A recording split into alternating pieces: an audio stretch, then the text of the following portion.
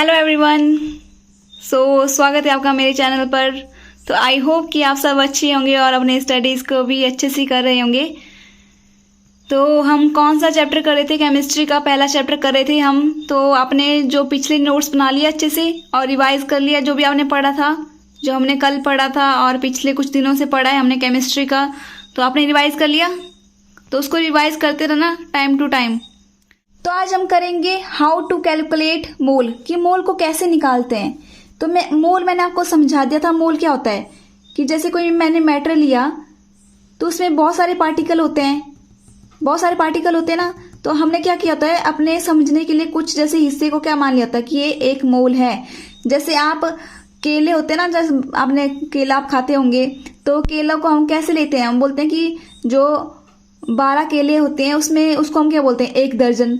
तो मतलब ऐसे कुछ पार्टिकल हैं उनको हम क्या बोलते हैं, 1 मोल। और वो पार्टिकल कितने होते हैं 1 मोल में? क्या बताया था कल?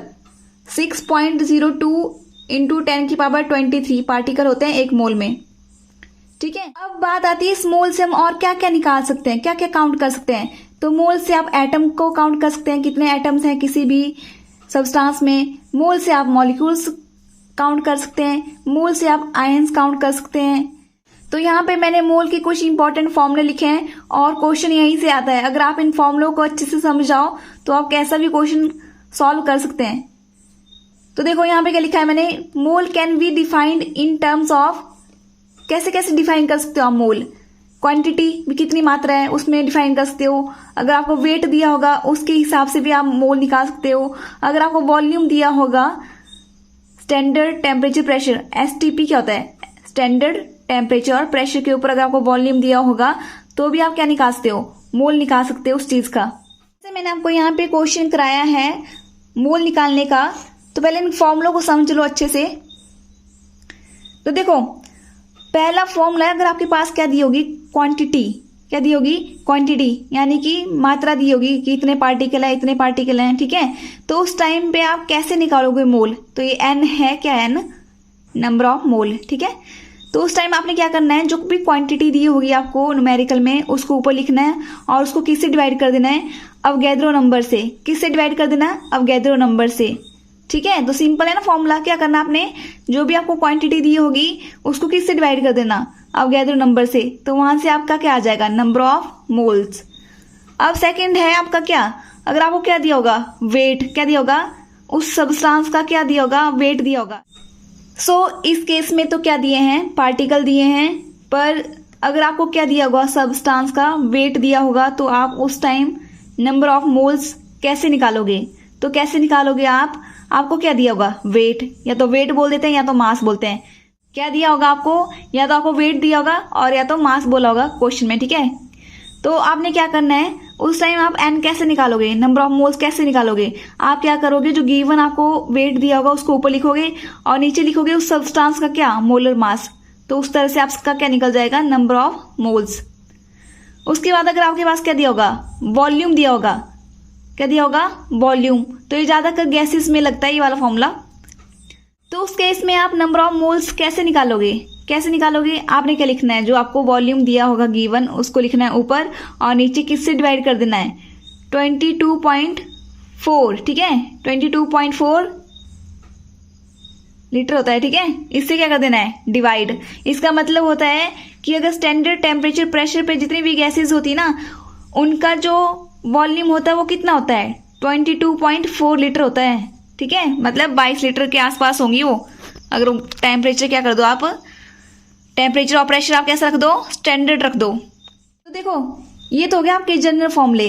तो इसी फॉर्मूले से आपका उल्टा भी आ जाता है। कई बार आपको क्या दिया होगा, आपको नंबर ऑफ मोल्स दिए होंगे पहले से, आपको क्या बोला होगा कि क्वांटिटी निकालो, उस सब्सटेंस की कितनी क्वांटिटी है उसको निकालो। तो क्या करोगे आप, ये जो अवोगाद्रो नंबर है इसको उधर नंबर ऑफ मोल्स से मल्टीप्लाई कर दोगे।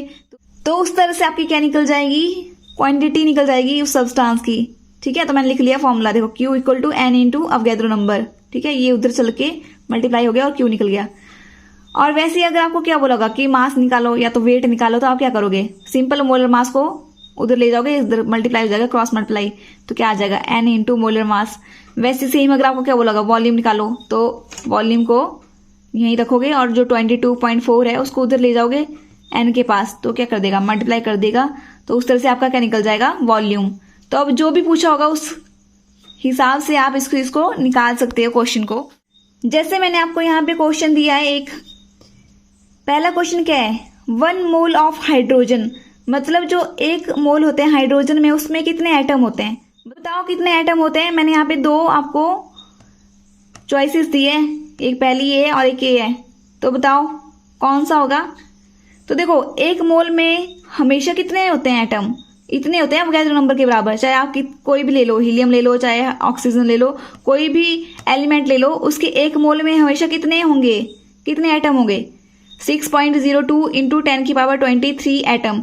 इसको ऐसे समझ लो जैसे आप दर्जन, आप चाहे केले ले लो, चाहे कोई और चीज जो दर्जन में काउंट होती है उसको ले लो, उसमें हमेशा क्या होगा, 12 ही होंगी, ठीक है।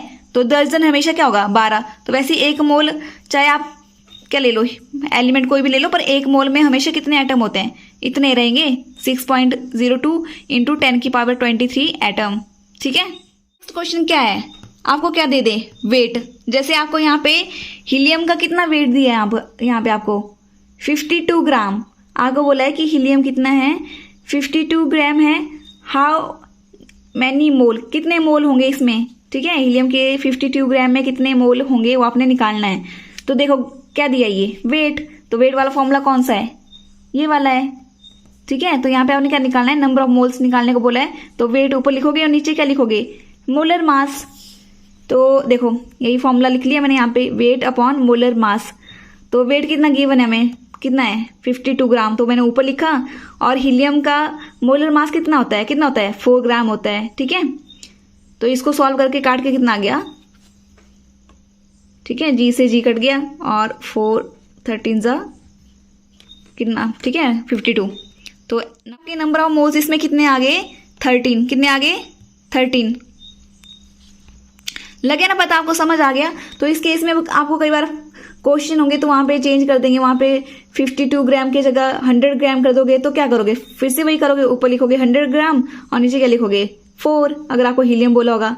और ऐसा ही क्वेश्चन दे दिया आपको क्या, ऑक्सीजन के लिए, कि यहाँ पे ऑक्सीजन लिखी है और यहाँ पे बोल दिया 100 ग्राम ऑफ ऑक्सीजन, तो क्या करोगे, ऊपर लिखोगे 100 ग्राम और नीचे क्या लिखोगे, ऑक्सीजन का क्या, मोलर मास। और ऑक्सीजन का मोलर मास कितना होता है, 16, ठीक है। तो 16 नीचे लिखोगे, ऊपर 100 लिखोगे और जो डिवाइड करके आ जाएगा वो क्या होगा, आपका नंबर ऑफ मोल्स। तो देखो यहाँ पे ये जो क्वेश्चन है ये आया आपका 2018 में, ठीक है, TGT 2018 में ये वाला क्वेश्चन आया है।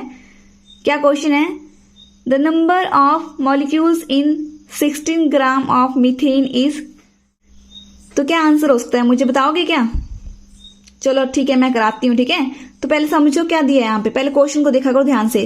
क्या बोला है, the number of molecules in 16 gram of methane is, number of molecules क्या निकालना है आपने, नंबर ऑफ मॉलिक्यूल्स, यानी कि आपने क्या निकालना है, मोल्स निकालने हैं।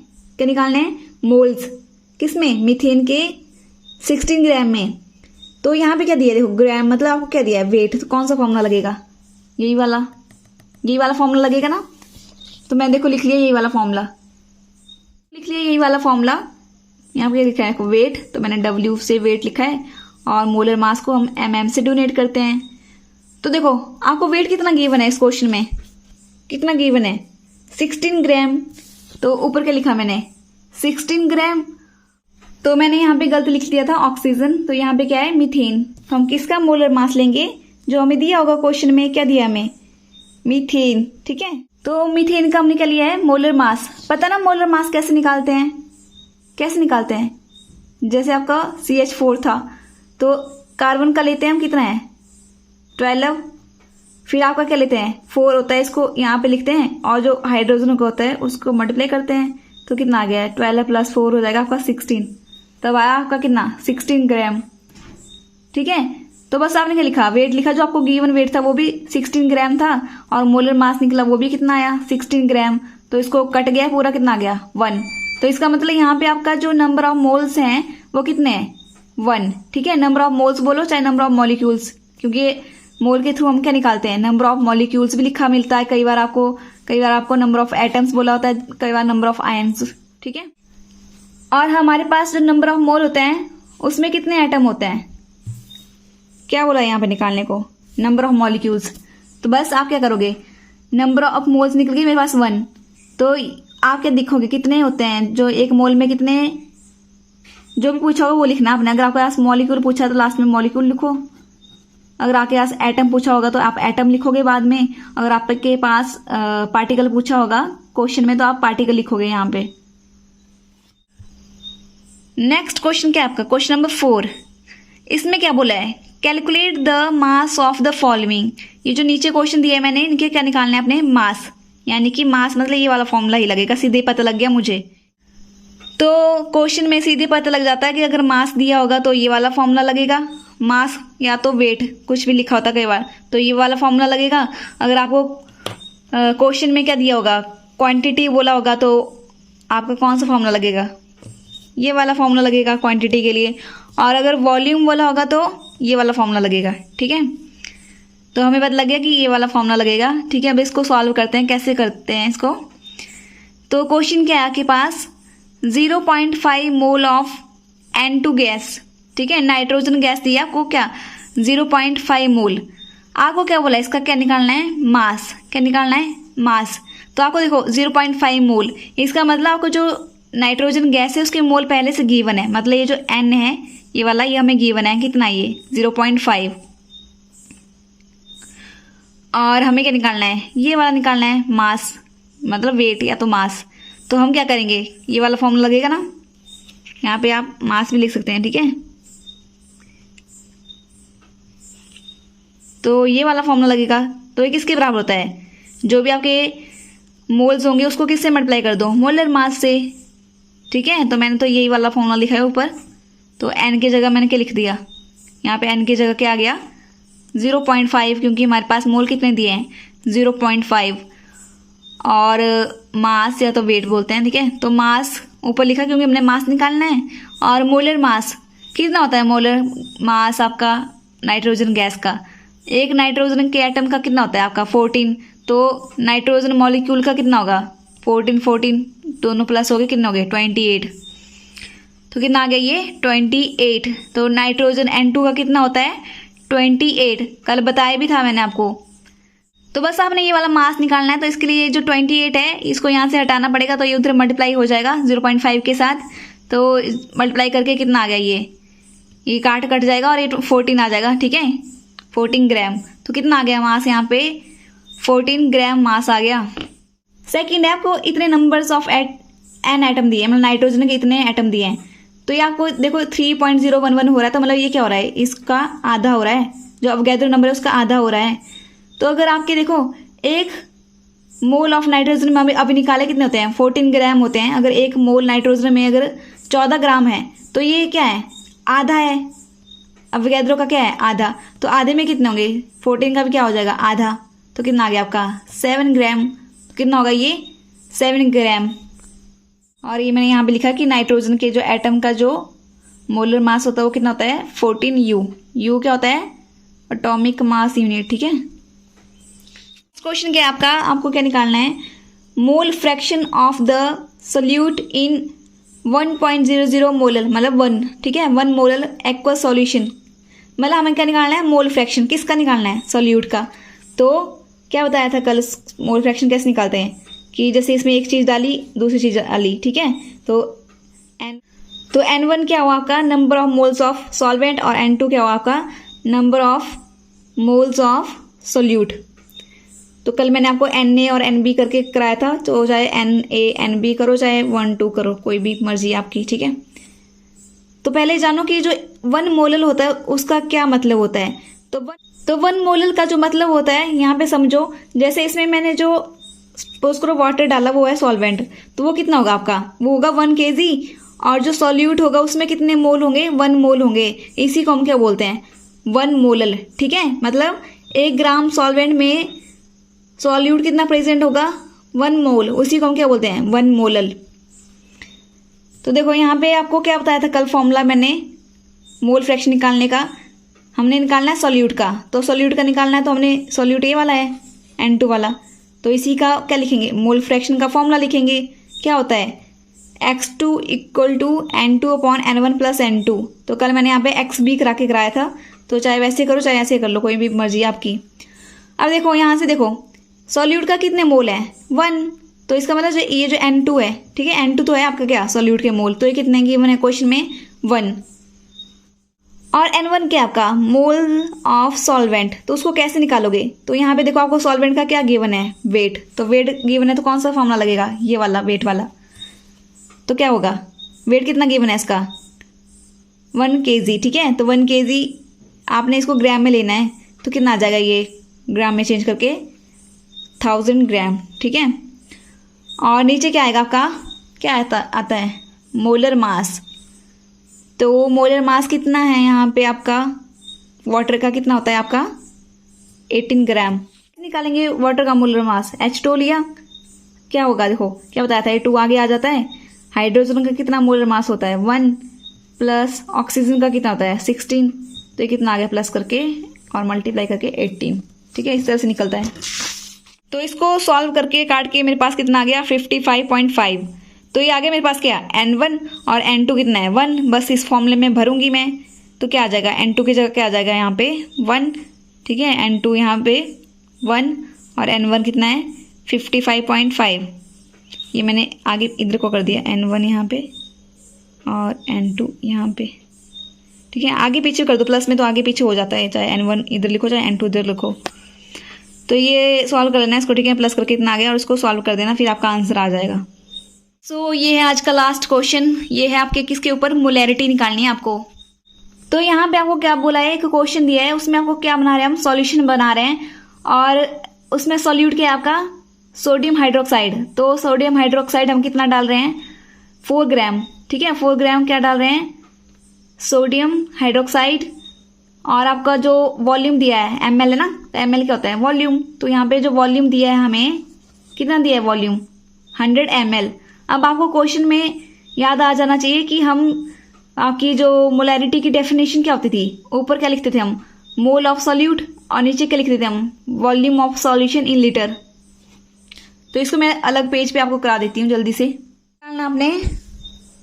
तो देखो मोलैरिटी का फॉर्मूला क्या होता था, m किसके बराबर होता था, ऊपर क्या आते थे मोल्स किसके सॉल्यूट के, और नीचे क्या आता था आपका volume of solution in litre में लेना है, ठीक है, पर आपको यहाँ पे किस में दिया है मिलीलीटर में दिया है, तो हमें उसको किस में चेंज करना पड़ेगा, यहाँ पे वॉल्यूम कितना दिया हमें 500 ml, तो उसको किस में चेंज करना पड़ेगा लीटर में, तो लीटर में चेंज करोगे तो क्या करोगे ये 0 नहीं आई यहाँ पे, ठीक है, क्या करोगे 1000 से क्या करोगे डिवाइड, तो ये किस में चेंज हो जाएगा लीटर में, काट दो इसको कितना आ रहा है काट के, ऐसे भी कर सकते हो, ठीक है 1/2, मैंने ऐसे नहीं कराया वैसे आपको, मैंने बाद में काटा इसको।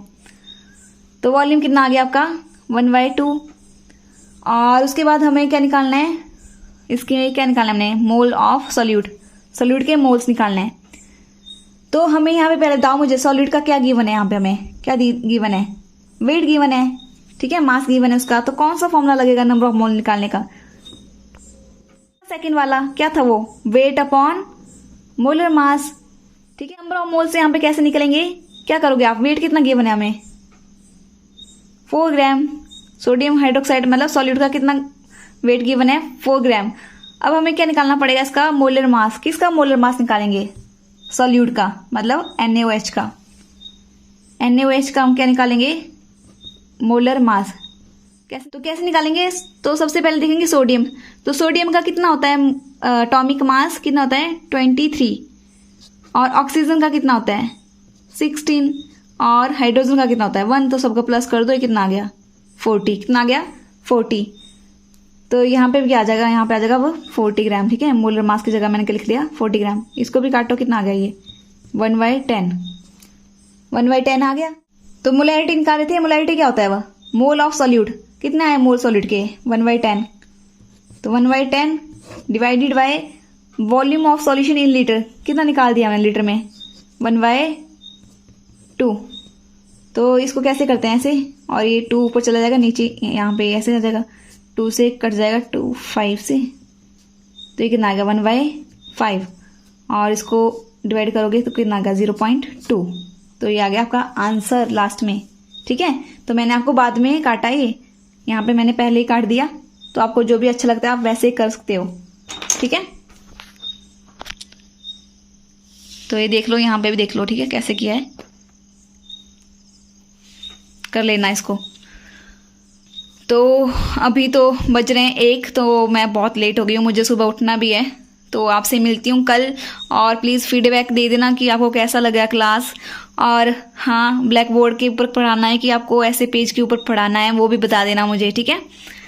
तो फिर मिलते हैं नेक्स्ट वीडियो में, और अपना ध्यान रखिए और अच्छे से रिवीजन करते रहिए और अच्छे से पढ़ते रहिए। So bye bye, take care, good night.